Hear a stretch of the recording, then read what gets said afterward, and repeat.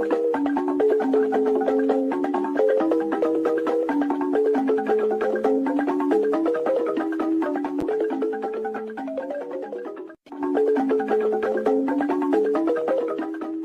have no mercy for those that come to disrupt the restoration of this struggle. We don't negotiate with anyone.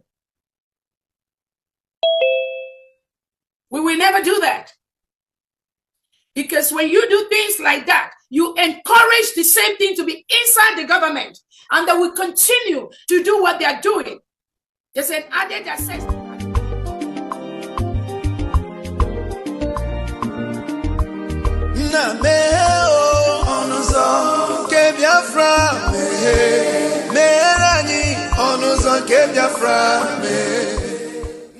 Welcome, fellow Biafrans, lovers of freedom across the world. I welcome you once again to this amazing platform where we bring you information that has to do with the United States of Biafra.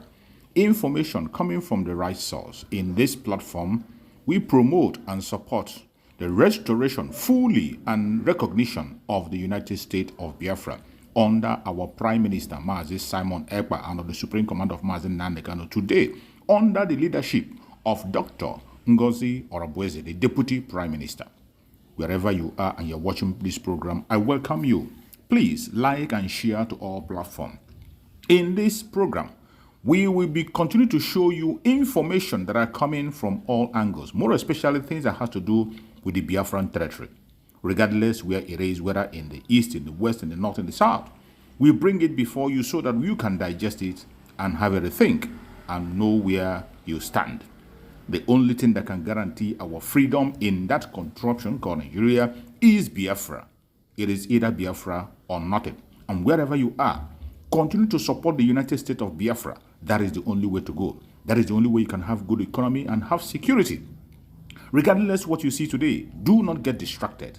Do not get bemoved. Continue to stand your ground, to demand for self-determination because it is your right. Do not allow anyone to take away the right to self-determination, the right to self-defense, and the right to life from you. Kindly watch this video for more wisdom. Let's watch. We are looking at the call for compulsory sit-at-home in the Southeast on May 30th this year to commemorate and celebrate the fallen heroes of the Biafran War. Now, let's bring in our guest, and I am joined in the studio here in Lagos by Mr. Peter Anosike. Now, Peter is a seasoned reporter, journalist.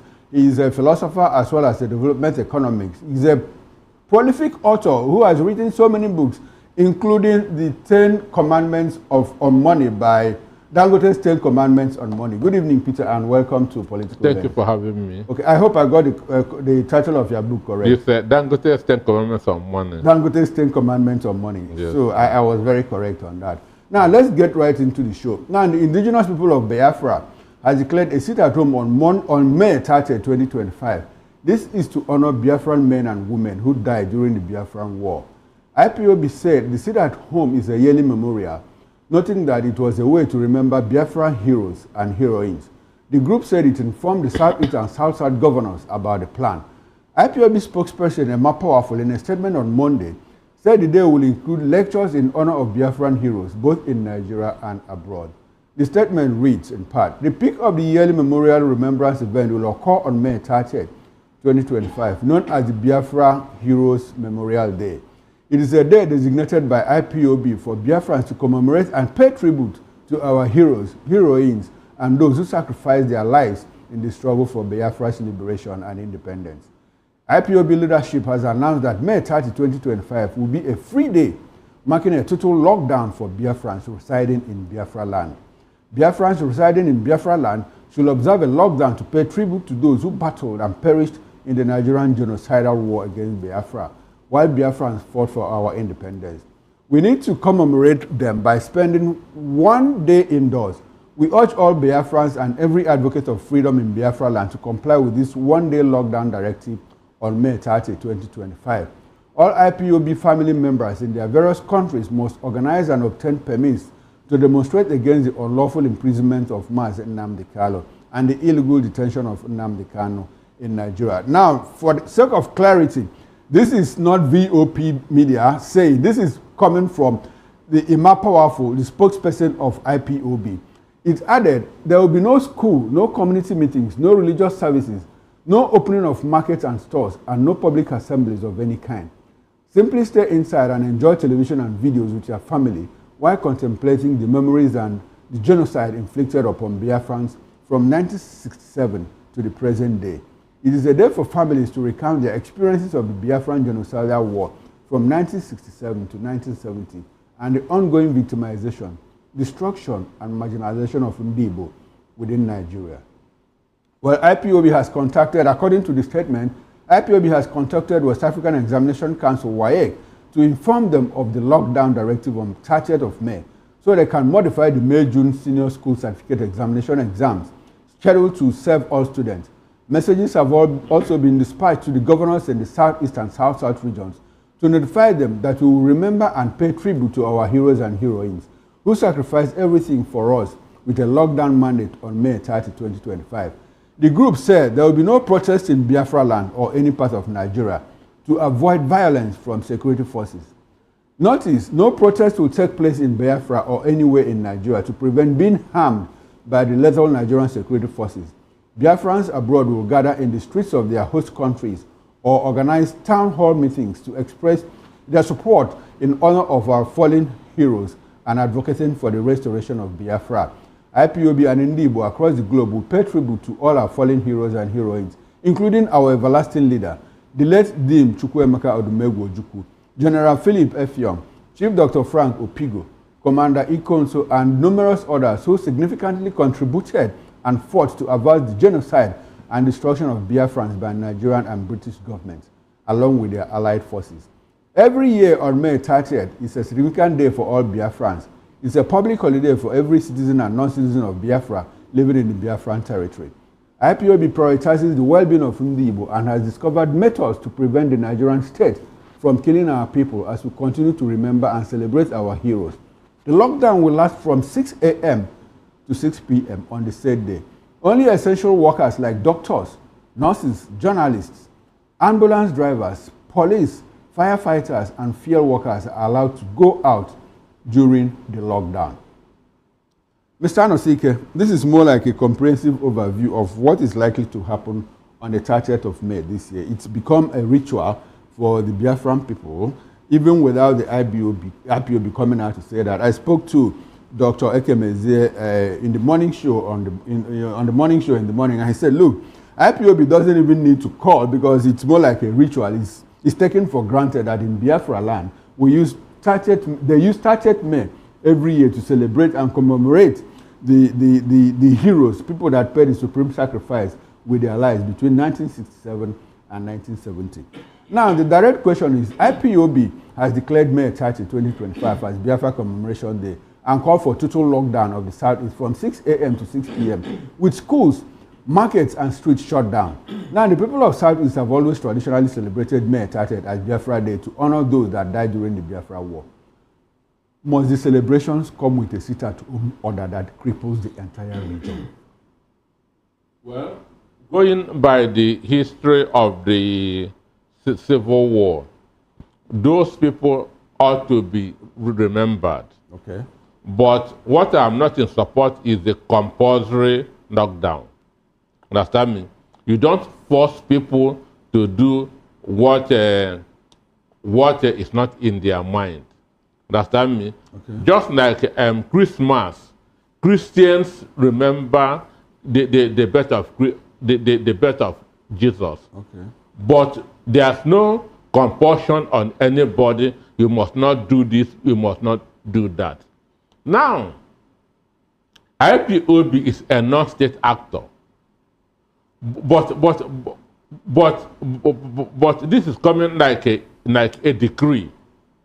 Okay, children are supposed to take WAEC on that day. So what happens? This WAEC is a West African Examination Council, and it is the same paper that those in the southeast, south, southwest, northeast, and so on and so would take. It's a West African thing. So there's no way WAEC will use because of IPOB or Biafra Day and they shelve the exam. That's number one. Okay, there's no way, if the students in the Southeast miss it, they will not give them another day to retake that paper. They will not be given another day to retake that paper, which means because of this compulsory sit at home, those children are going to miss that paper. And it's going to it is going to affect them in the future. Okay, Mr. Anosike, before we get into all of that about how it's going to affect the WAEC or what, let us interrogate these things. Does it have a cultural bearing? I ask this question in the light of the fact that in the community where I come from, if somebody dies in our village, if somebody dies, an elderly person, or not just an elderly person, a man that has come of age, maybe like say between 30, anybody that is above the age of 35, if the person dies. Now, in my community, we observe a day of mourning for the person. And on that day of mourning, people don't go to farm and all of that. What of schools? No, schools are open.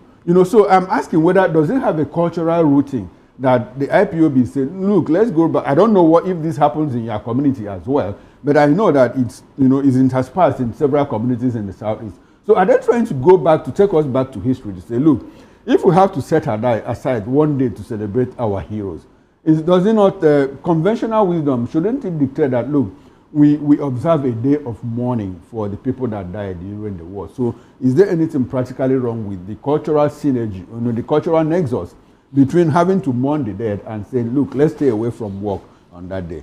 Like most people that are Catholics, on Good Friday, they observe it as a holiday of obligation. They don't go to work. They don't even go to farm and all of that. And some don't eat meat. And some don't eat meat. So what are the cultural similarities between what IPOB is trying to do in the modern time, and how does that, bring some kind of relevance to mourning the dead in the present time? As I said in the beginning, these people, their first war of resistance, okay, going by what caused the Civil War itself. So they ought to be remembered. Okay. They ought to be remembered. But what I'm against is the way the IPOB is now trying to do it. Understand? Because there's a saying that you are right, ends where another person's own begins. Okay. Understand? So this issue of compulsory, and you're not a state actor, understand me, declaring that you must not go to church, you must not go to work, you must stay in your house. Even students who are supposed to take WAEC should not go. I'm strongly against it. Okay, I understand your position. You are against it. A lot of Nigerians or a lot of people from the Southeast are also against it. Now, let's interrogate the role of IPOB. And you keep calling them non-state actors. Now, don't you think that is because No, they are not state actors. But I want us to situate it within the context of the state actors, creating a vacuum that apparently allow the non-state actors to fill in, because you discover that on Mondays, traditionally, in the past 4 years or so in the Southeast, on Mondays, governors say, no, you must come out. The police is going to protect you and all of that. And IPOB, or a version of the IPOB back then, before Nnamdi Kanu said enough of all this. And now those non-state actors were like, no, you don't need to come out. And people were obeying the non-state actors. So was there a vacuum created by the leadership of the Southeast to have allowed these people to take that position? The issue is this.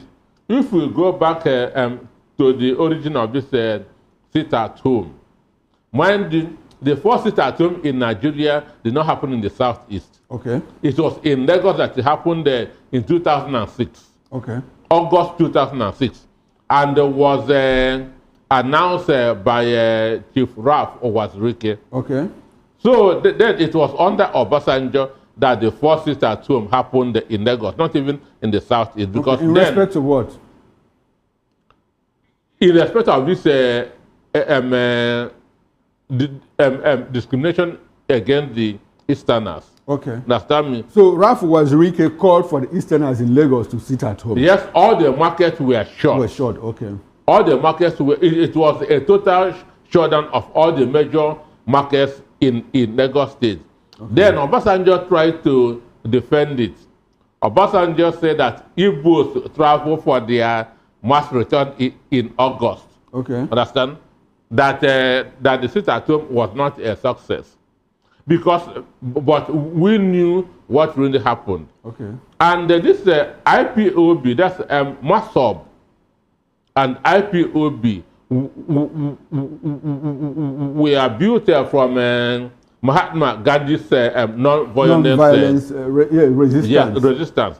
Because sitting at home is a form of protest. Okay. Understand me? So, and Rafa was schooled in New Delhi University. In India, okay. In India. So he studied Mahatma Gandhi, understand, his own form of protest. That is why MOSOB was a non-violent organization, which Nnamdi Kanu also copied when he broke away from MOSOB. Okay. So they have been practicing this non-violent using their own sit at home, because if you come out to the street, you might be harmed. Okay. Understand me? So they choose that. But what I'm struggling against is making it compulsory. Understand? They are still Nigeria is a sovereign state. Okay. We cannot have two sovereignties in one state. In one state, there can never be two kings in a kingdom. Okay. Understand me? So this is what everybody should be given their kind of the 30th of May.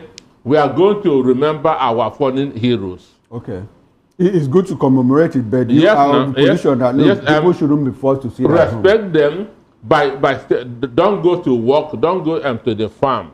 Okay. Understand me? Stay in your house and remember them. Okay, you just raised another talking point now, and the fact that the sit at home started in 2006 here in Lagos. Here in Lagos. And you were in Lagos then. Obasanjo dismissed it as being unsuccessful. Yes. But in your own estimation, was it a success? All the major markets in Lagos were shut down on that very day. Okay, can you estimate the economic impact it had on Lagos? Serious now, serious. One day? Because in Andaba trade fair, billions are made on a daily basis. Okay. Understand me? So it has a very serious economic impact. Then here in Lagos. Here in Lagos. Okay. Understand me? And then Owasuke was living at Ijesha. Okay. So it was when he now relocated to the east that he now carried this thing down to the east. Before he broke away with Nnamdi Kanu. But even on that day, Igbos decided to hit to Owasuke's call. Okay. And observe the sit-at-home order. Yes, because they felt that Obasanjo regime was anti-Igbo. Okay. So that was why. But it was not compulsory. Okay.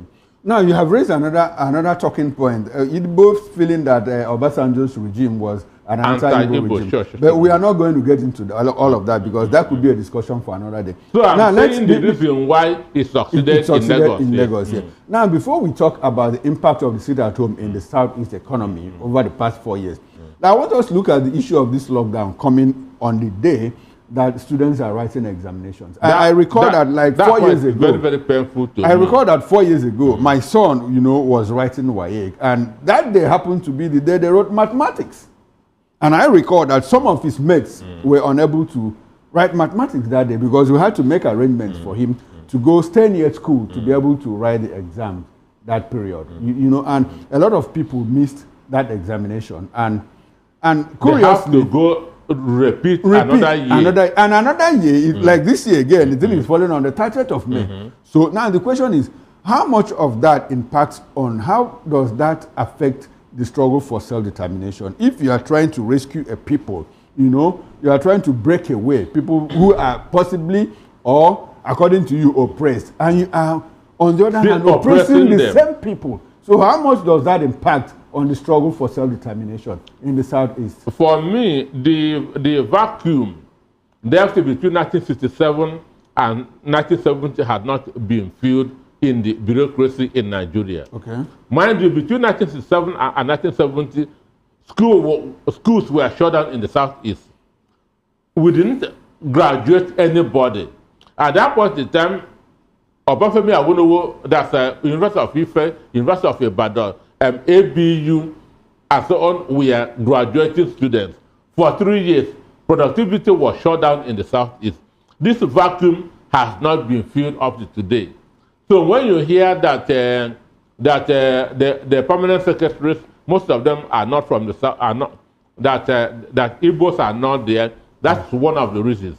When you hear that in the judiciary that Igbos are not there, that's part of it. Peter, are you sure of what you're saying? Because, very, very well. Because at the point, the gap was closed. By the time we were in the... Which year? Peter, by the time... Okay, in terms of number of people that write JAMB, now, which school, which state does highest in Nigeria? Which? Southeast. Okay, in the south... In Nigeria as a whole, which state does the highest number? I say Southeast. Okay, Southeast. Yes. And so it's been like that since I was in university over 40 years ago.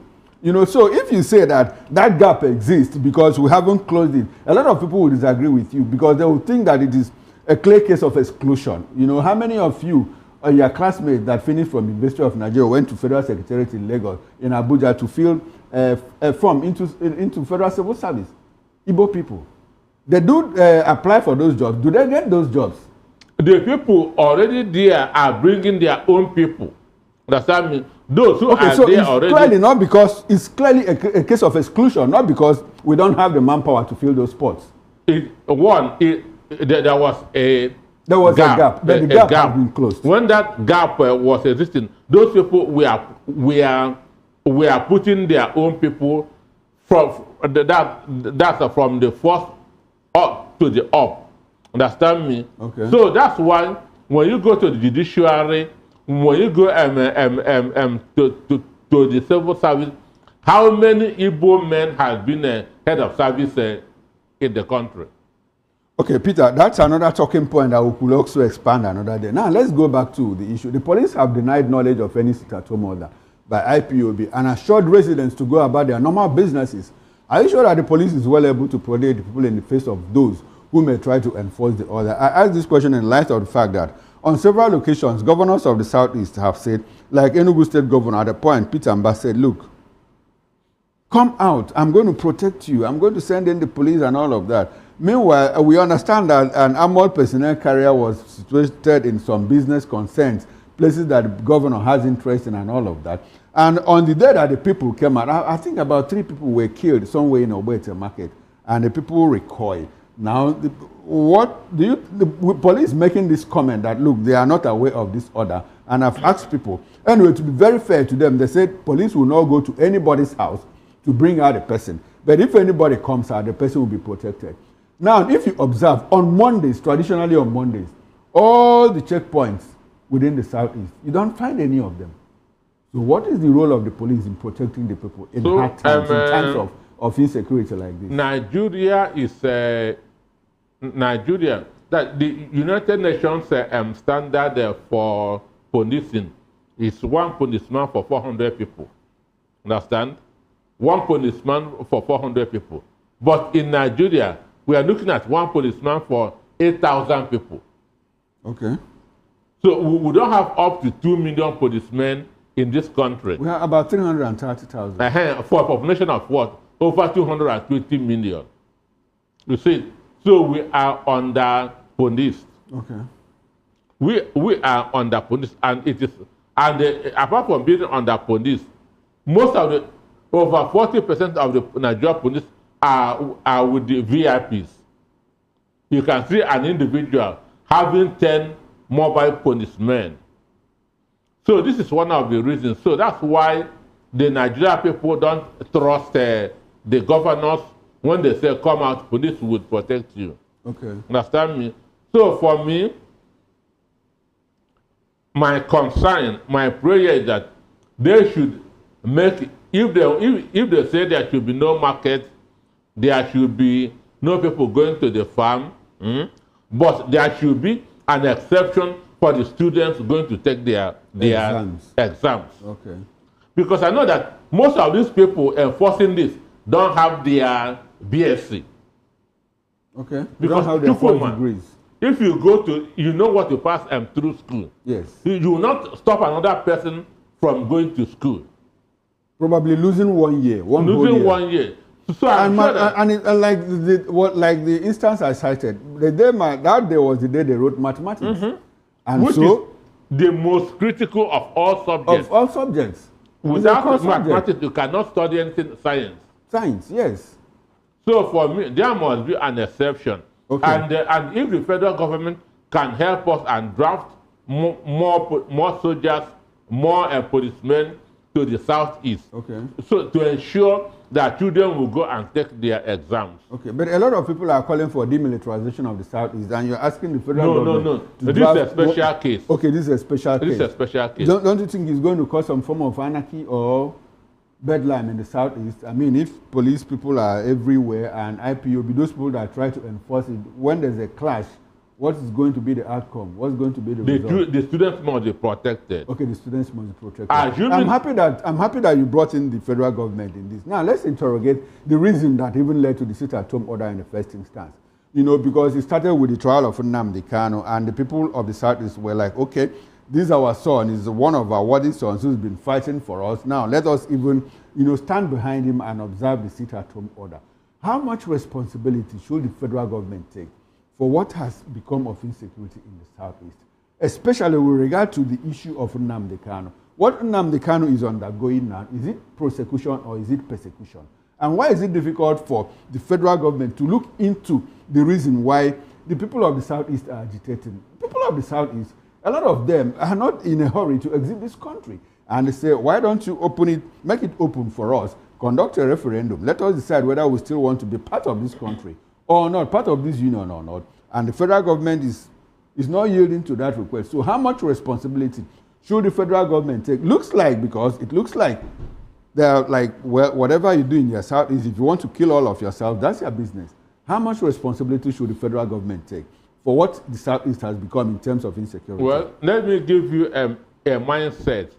Remember when President Tinubu went to River State to commission a road under when Nyesom Wike was the governor. Okay. Nyesom Wike asked for a refund that he constructed a federal road. Tinubu said, I'm not going to give you a refund. You constructed a road for your people. Do you understand me? Okay. You constructed a road for your people. It's your people that are living there. Who said? Tinubu said so.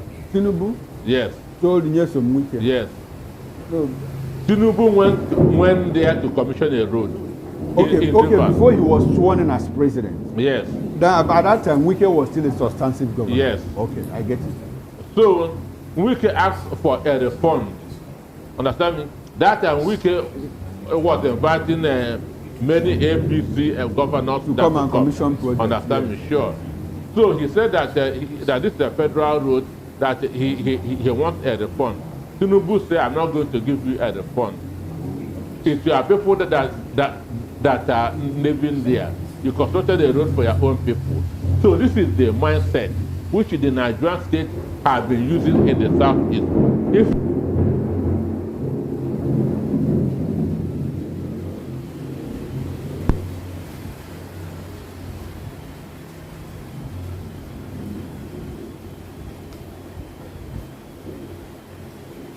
All that Adigo man is asking for, live and let live.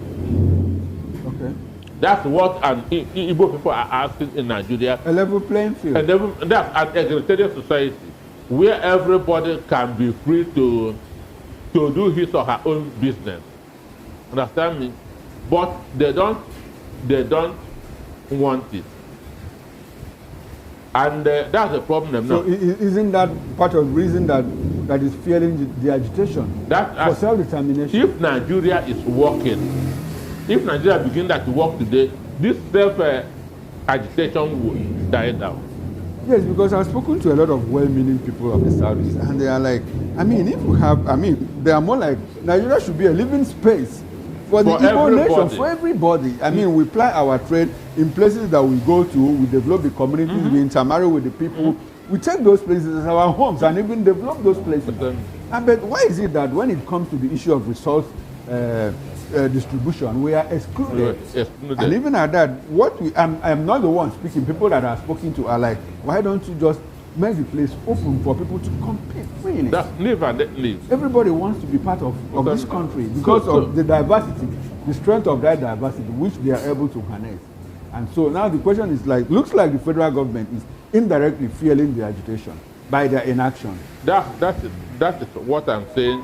This self-determination or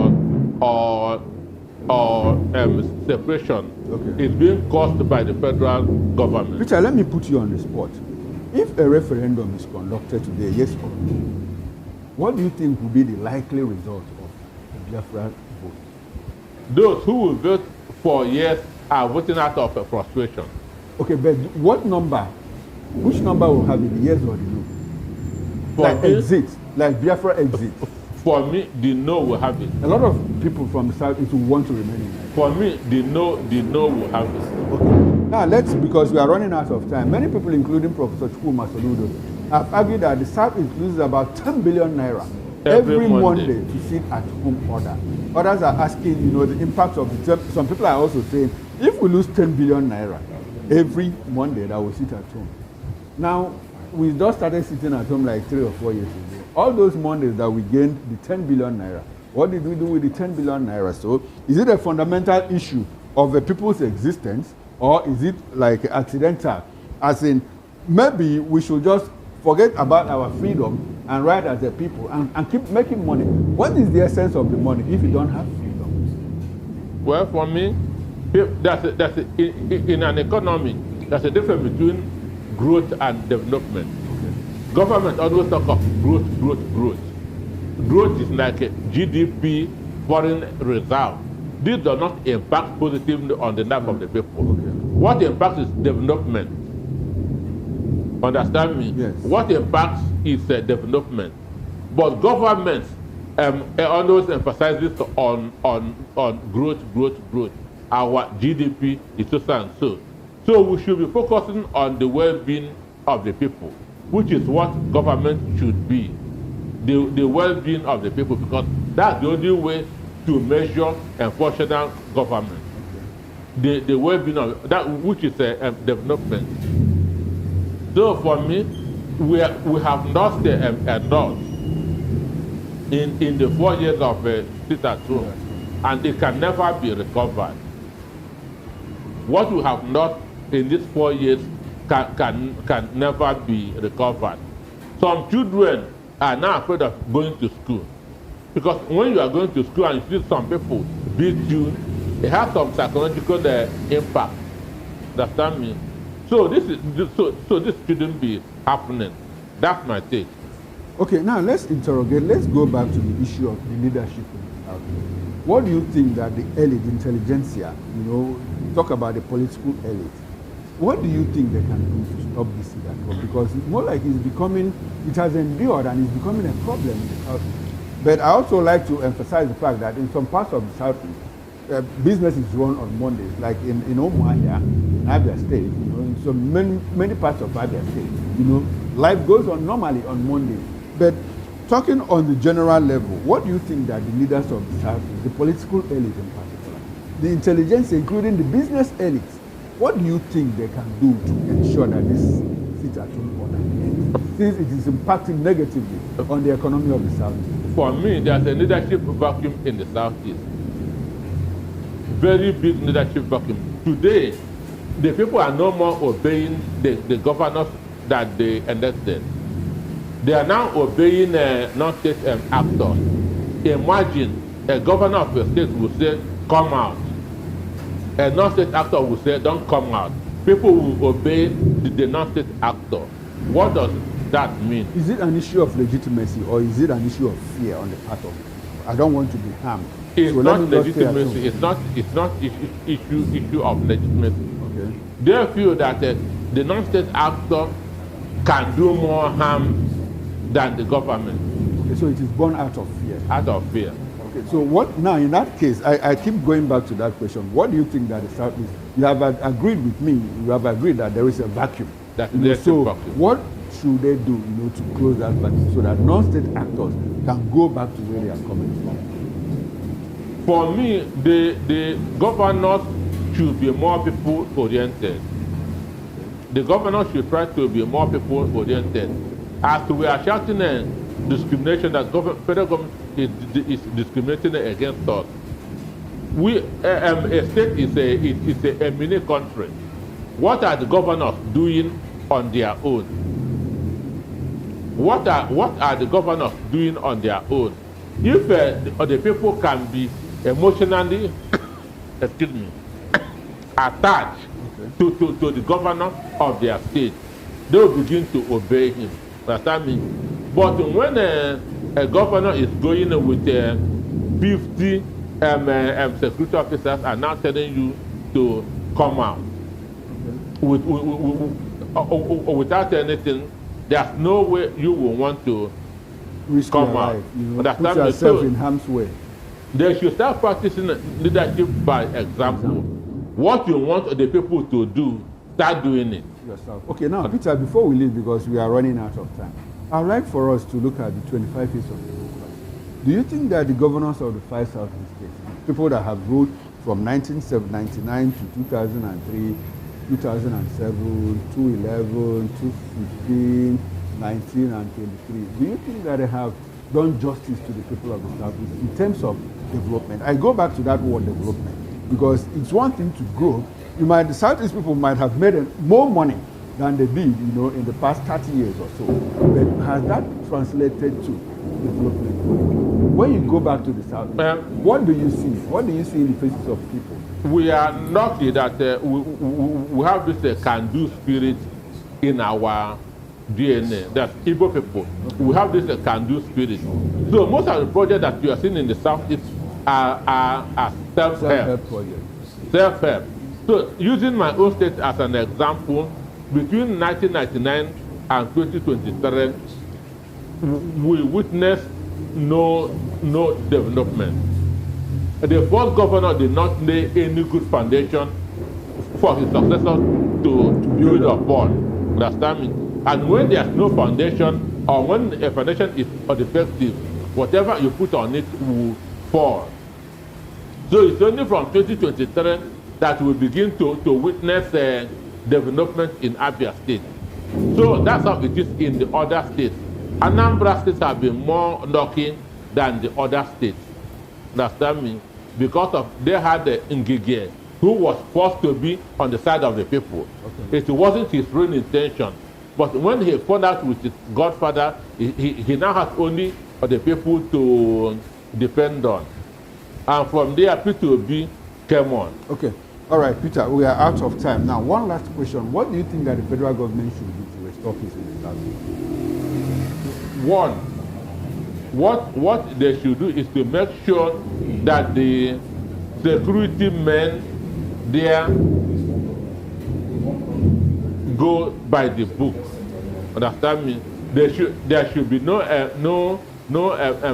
bias in their mind. Okay. This is not my people. So whatever happens is not my business. Then we need to also have a federal presence. Understand me? We also need to have a federal. We need to be treated like the other part of the country. Because what is fueling this agitation is that we're not being treated like the other people. Okay, let me put you on the spot again. Do you think that the release of Nnamdi Kanu is going to thaw the tension in the South? It will reduce the tension, but it does not mean that there will be outright peace, because armed robbers are still in the Southeast, kidnappers are still just like in other regions of so there will be the tension will go down. Okay, all right, then. Thank you very much. This is where we wrap up the conversation. Big thanks to you, Mr. Peter Anosike, philosopher, development economist, and big-time prolific. Thank you so much for watching the program. I appreciate you for your patience to watch from beginning to end. I hope you have learned a lot from this very program that I just played. this video. Please like and share the video. Share to all platforms. After sharing the video, now you can go to the comment section and put down your comments. Whatever suggestions, contributions you have to make, what do you think about the video I just played? Go to the comment section and put your comment. I will go through the comment section, and I bet you I am learning a lot from there, and you can equally learn from there. Let us share our experience on that comment section. Thank you so much, and stay blessed. Don't forget to share, and we continue to bless you as you share. Biafra government, peace, progress, unity, and equity. We move.